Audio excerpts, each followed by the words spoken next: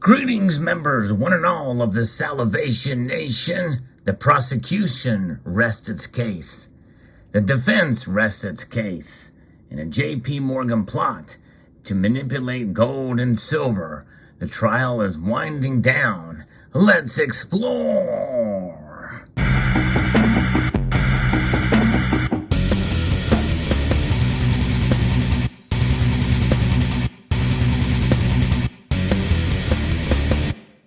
Yes, indeed, looking at two different news stories, one from Bloomberg, as shared with me by a member of the community, and J.P. Morgan's gold boss led the group to plot to spoof prices, according to what the prosecution alleges here. Michael Nowak was the boss of a plot at J.P. Morgan to manipulate gold and silver prices and worked with the top trader and salesman on the bank's precious metals desk to spoof markets with bogus buy and sell orders, according to what federal prosecutor told jurors in Chicago. For years, executives at one of the world's largest banks conspired to manipulate the markets for precious metals. Matthew Sullivan, an attorney in the U.S. Department of Justice, said Thursday during closing arguments in the trial of Nowak, Greg Smith, and Jeffrey Rufo. All three worked together towards the same goal, earning profits for the precious metals desk by spoofing. Prosecutors are wrapping up the biggest criminal case by the U.S. in the crackdown on market manipulation following the global financial crisis. And this is a story that I've been keeping up with since it first broke, and since the even before J.P. Morgan was ordered to pay $920 million for its role, which they admitted to as an organization. Prosecutors wrapping up this big case, and they face years in prison if convicted, and they are charged with manipulation, wire fraud, commodities fraud, and spoofing from 2008 to 2016.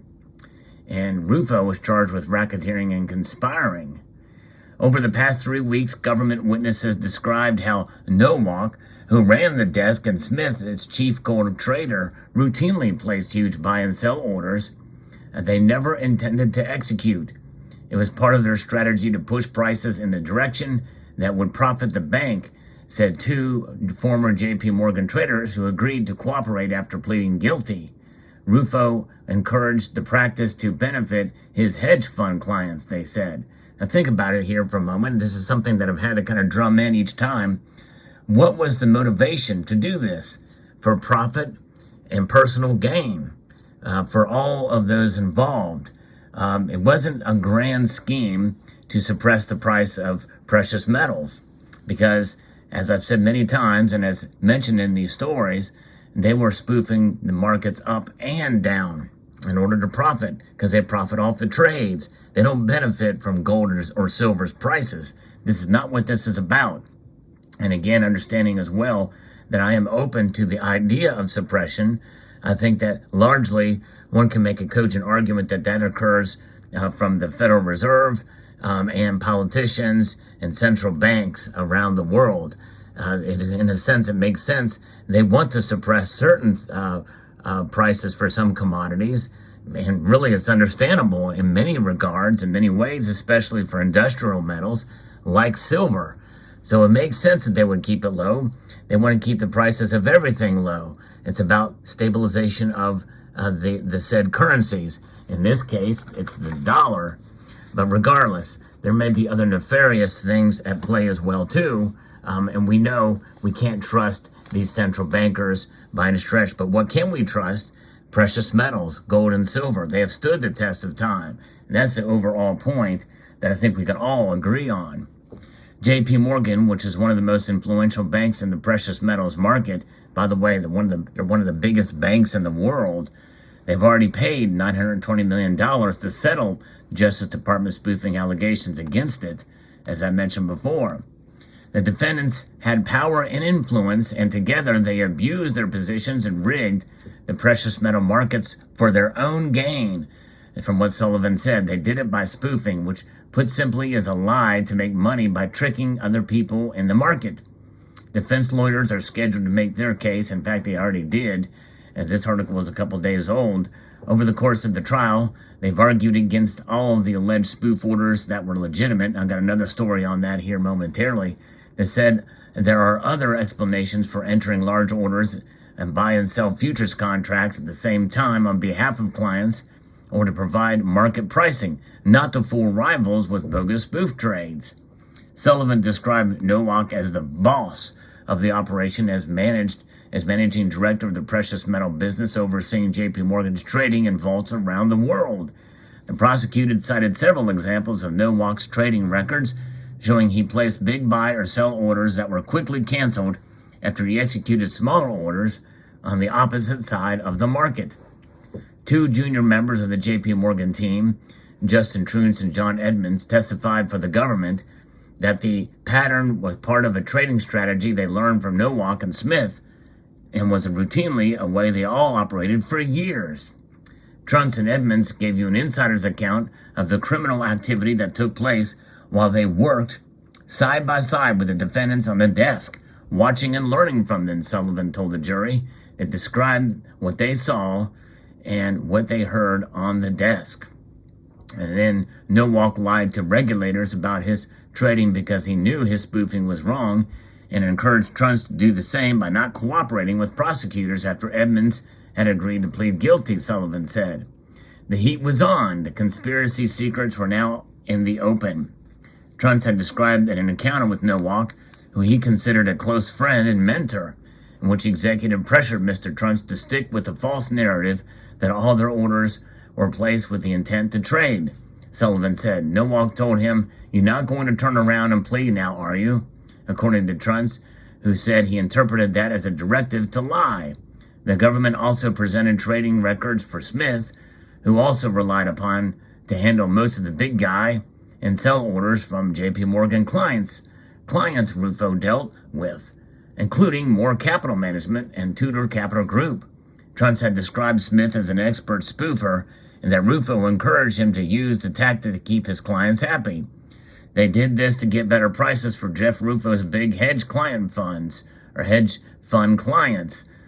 Better prices means more money for the desk and for themselves. And again, that's the motivating factor. They found motive here, and that motive indeed it appears to be selfish and motivation for themselves and for their clients. And of course, no one's disputing their motivations here. Now, on the opposite side, we have an article from Reuters about the defensive arguments here. An attorney for former J.P. Morgan and Chase executive urged the jury to acquit his client on Friday, saying prosecutors had not proven that he orchestrated a racketeering scheme to manipulate precious metals futures. Michael Nowak, the bank's former global precious metals desk head, did not seek to downplay potential spoofing on the desk, but flagged it to his supporters, his attorney David Meister said during closing arguments in Chicago. If Mike was a racketeer, he must have missed the memo from Al Capone, Meister said.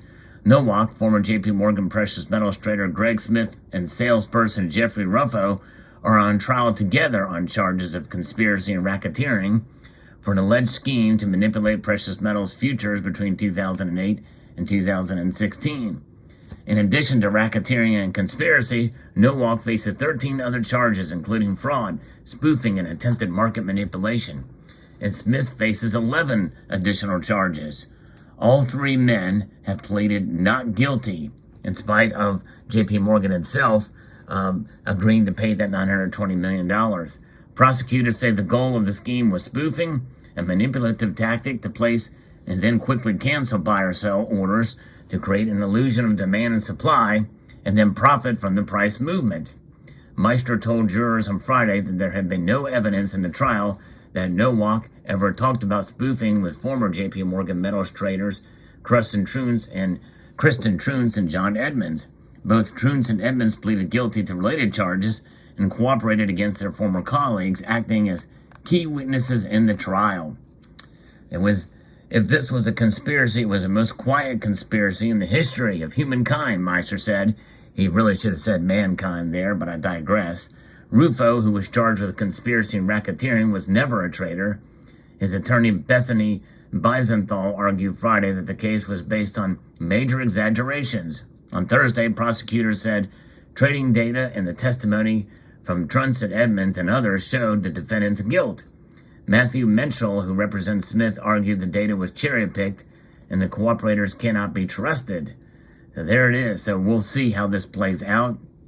I believe there's, at least from what I'm reading, and of course these are media reports, Reuters and Bloomberg, can they be trusted? That's just it. We don't know. But according to what we read here, and according to also confirmation bias by most of us, myself included, I'm thinking they probably are guilty. We'll find out. They've rested their cases now. It goes to the jury. We'll see what they say. And will they get prison time for it? Apparently, it is on the table.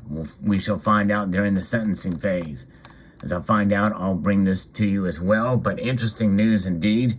And I think if they are guilty, they should serve prison time. But also think about this in the grand scheme of things. From 2008 to 2016, what happened to gold and silver? During that period of time, it went dramatically up during a time of manipulation through those periods. It also went dramatically down, but also by 2016, it had climbed up fairly substantially again, not to the levels it was in 2011, but I digress. In other words, folks, no matter what is happening, and I believe there probably is to this day still some manipulation happening on both ways, up and down, as is the case with all commodities and markets, even by some traders like these big banks. They may find other ways to do these high-frequency trades to avoid detection. Who knows? But nonetheless, it's small potatoes compared to the natural market forces. And we have to think about these big buy and sell orders that are taking place at strange times in the night. What does that mean? I don't know. Is it nefarious looking? It's really so overt, because if you and I can see this happening in real time, and it's that overt, more than likely, they're getting away with something that no one else is looking at. And my guess is probably if they're so hard after these folks doing this, and it's still happening, what is the deal there? I just don't think that's a possibility. I don't think they could get away with it. Natural market forces are the largest driver of gold and silver prices, aside from the Federal Reserve, which is one of many of the central banks out there that are purposely manipulating prices down to keep the dollar and other currencies from inflating too high, although we know they're failing in that area. It's only a matter of time before gold and silver catch up to inflation, and I think they will. We already are in a recession right now, so we'll see how it plays out. So there you have it. Let me know what your thoughts are in the comment section below. I'd like to extend a multitude of gratitude to y'all for taking the time to watch. And I want to encourage you to keep on holding on to your gold and to your silver. And also to encourage you to please rate this video. That means to thumb it up. Yes, indeed. For those of you in Rio Linda, thumb up the video. Share it with everybody that you can think of in other social media platforms. Comment and subscribe.